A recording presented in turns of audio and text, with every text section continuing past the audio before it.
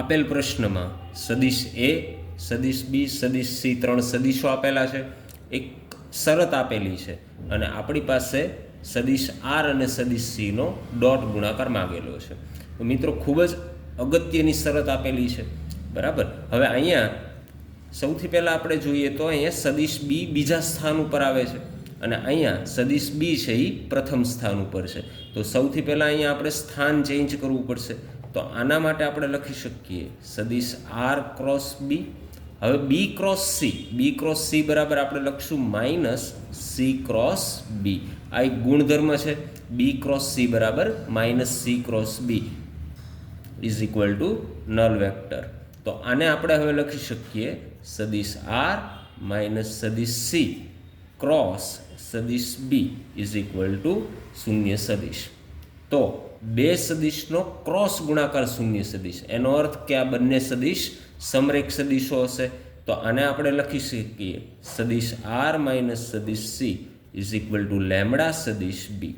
તો માટે સદિશ આર બરાબર સદિશ સી પ્લસ લેમડા સદિશ બી.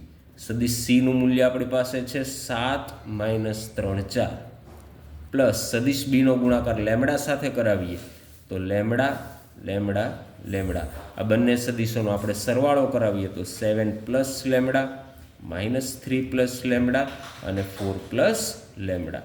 તો આ આપણને મળશે આપણો સદિશ આર.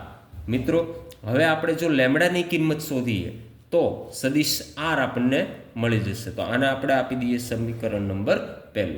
હવે લેમડાની કિંમત મેળવવા માટે આપણને એક શરત આપેલી છે. સદિશ આર અને સદિશ એનો ડોટ ગુણાકાર 0 આપેલો છે.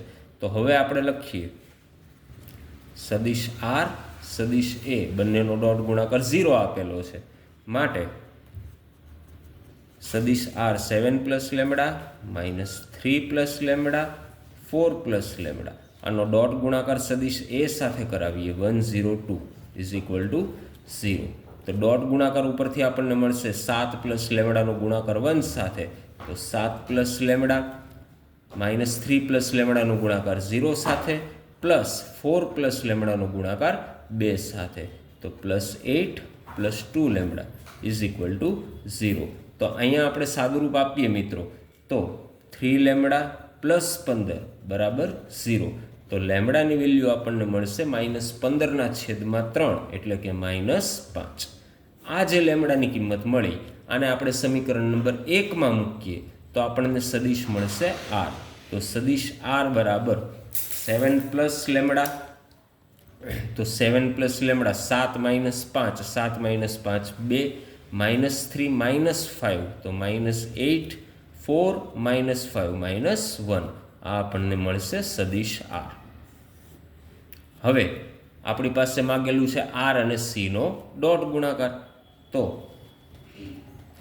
સદિશ આર ડોટ સદિશ સી, તો 2 -8 -1 એનો ડોટ ગુણાકાર સદિશ સી સાથે કરીએ 7 -3 4 સાથે, તો 14 પ્લસ 24 -4.